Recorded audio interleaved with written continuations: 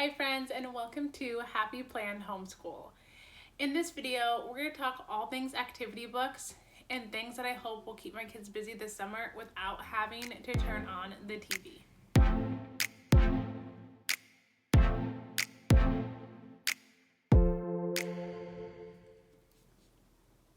Hi, my name is Tanya. I'm a homeschool mom to 4 kiddos, ages 3, 5, 8, and 9. I am married to my high school sweetheart, and we have been homeschooling now for 6 full years. This summer, we are going to try to do little TV. We live in a place that gets super hot, like 117 during the summer, and we also homeschool year-round. And so we ended our school year for 2019 to 2020 at the end of April. In May, we did a Harry Potter school, which my kids just flew by. And that was like easing us out of our school routine. My kids still had to do a couple or a few math assignments a week, depending on the week. We were reading Harry Potter every day, multiple times a day, and did activities and some grammar mixed in here and there, some spelling. Nothing was really routine, but it kept us busy during the day. And then when Harry Potter was finished, we just finished book 3. They were able to watch the movie, and it became summer break, which ended us at the first week of June. And so we've had 1 full week of summer in this household, and I plan to pick up our school year sometime in July. Nothing's set in stone yet, just depending on when we can travel or when family's visiting us this summer. We do try to really get back into the swing of things in July because, like I said, it gets super hot here, and we have got to fill our days with something. So so we'll start back in school in July. However, until then, my kids need to keep busy, and I would like not to have the TV on all the time. So usually I buy them a few workbooks or things like that. However, this year I said no because we have so many. For the first time in a long time, we just have too many to know what we can do with. And so I said we are going to just use what we have, and when they're done, then maybe when the school year comes up, we'll buy more. When we did Harry Potter, I did bring out, these are new, so I guess I can't say I wasn't buying anything new. These are supposed to be for the beginning of the school year, but I couldn't wait. They're the Extreme Dot to Dots, and I actually have more coming, which they don't know about for this school year. I did some of these. As we listened and we read Harry Potter, these are the 3 we picked up. Baby animals. This one is awesome. My son loves this. He is my natural artist in the family, and so this one I knew would appeal to him. And then my oldest is a history buff, and so this one was really cool to her. And so yeah, we did these, and there's still like a ton like in every book. So I will put these aside, and only if they ask will they get to use them. But when they get bored, the rule is going to be go find an activity book, because I just don't want to hear the word bored. Go find something to do. If you're really that bored, you can do an activity book. We have some Mad Libs that are left over. Now these are pretty much halfway done. It seems like a lot of paper, but there's not. Some of them are already done.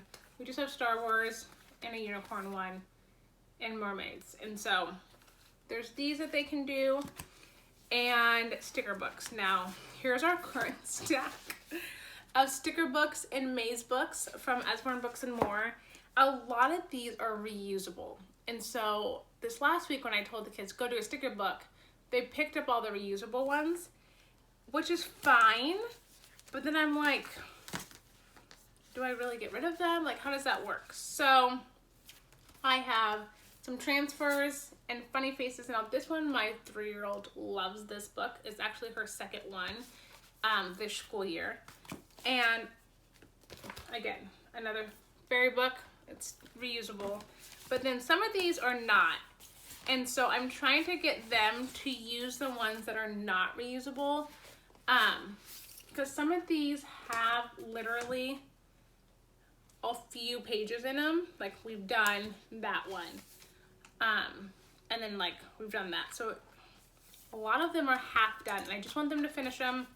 And it doesn't have to be anything crazy, you know. I'm like not trying to push school through them. This one is a fun one. My kids, again, it's reusable, but my kids love this book. And so, and they don't like, this is the one book I will say they do not like to reuse. Because this is, I have 2 of them here somewhere. But my kids do really love this one. And I bought 2 and they go through them super fast. They love them.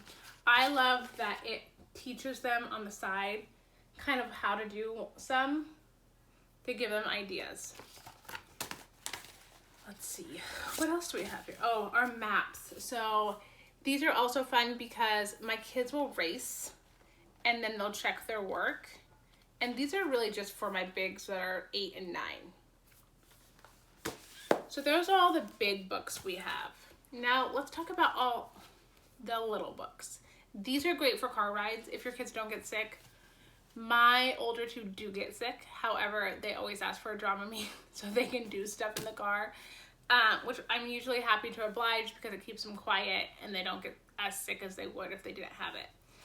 These crosswords are fun. I send them when they go to like Nana's and Grandpa's and they do them with them and it challenges them and they're still like, you know, keeping their brains moving. I have these little fun sticker books as well, which again, like I just need to go through them or they need to go through them and see, hey, some of these are already done.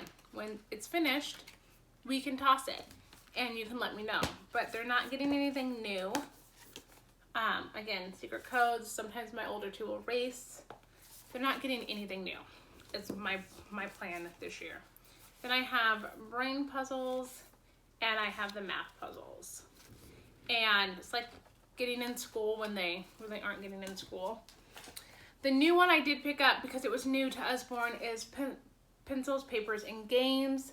This one is fun for the whole family. So when it's game night and I am waiting for a kid to get out of the shower or I'm waiting for a kid to finish up a chore around the house, I pull this out and we will just play one-on-one with a kid. Or if it's quiet time and they need some activity like, hey mom, can we do something but like quiet play without having to turn on the TV, this book has been awesome. And it has so many new games in it that we've never done. It's just great.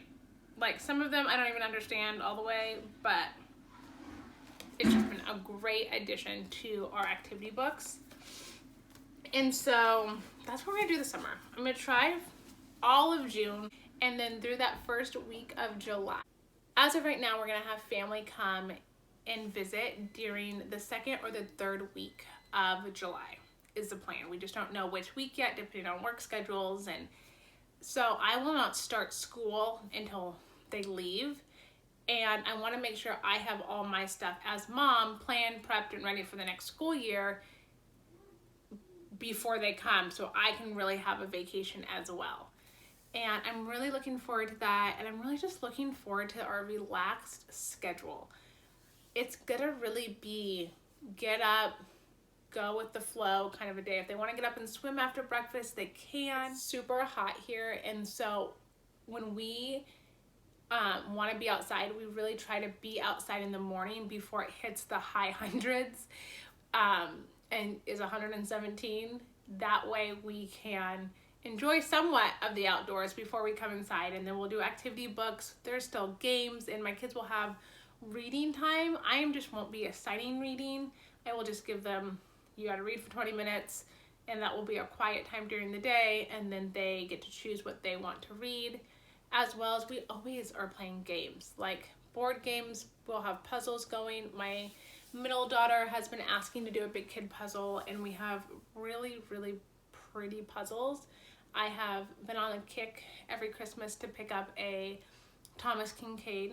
There's a fly. I don't know if you just saw it. Disney puzzle, and they're not easy, but my kids love them. So I know those will get broken out probably sooner than later, and we just chill. And I want this time to be mom getting the things that she needs to get done, but also the things that I don't feel like I ever do good during a school year, like play with my kids. I'm not good at that when I'm also teaching them during the day. By the time I'm done, some days I just want to be done. And like I'll snuggle and we'll read some more, but to actually physically play dolls or dress up or even catch the ball some days, I'm just exhausted after some school days, mentally and physically. And so I want to take all of June, that beginning part of July, and focus on being their mom. And that's my goal. And I'm really excited. We've done 1 week. Like I said, we're 1 week in, and it's been great. Granted, my husband had the last weekend off, so we went to the lake and we just went fishing and we played. But intentional time spent with each kid, playing the way they want to play, is my goal every week during our little 5 to 7 weeks of our summer. And then we'll pick up in July. So hopefully that helped. Maybe just give you some ideas of what you can do with your kids if you are like me and want to slowly start getting rid of all the things.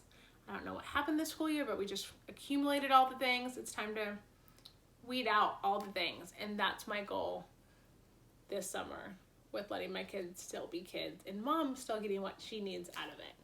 I hope you all have a wonderful day. If you liked videos like this or you want to see other homeschooling videos or planning videos, hit that subscribe button down below.